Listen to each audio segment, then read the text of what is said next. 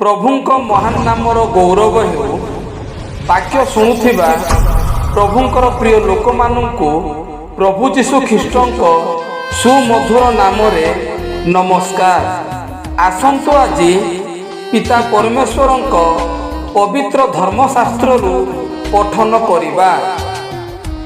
जे ईश्वरंक ठारू उत्पन्न से ईश्वरंक वाक्य शुणे, एही हेतु तुम्भे माने शुणुनाह, कारण तुम्भे माने ईश्वरंक ठारू उत्पन्न नुह। जौन 8 पर्वर 47 पद ए वाक्य बुझिबा पाई ओ वाक्यर कार्यकारी हेबा पाई समस्तଙ୍କୁ प्रभु साहाय्य करंतु।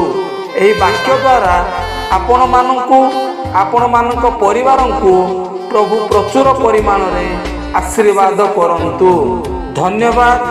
आमेन।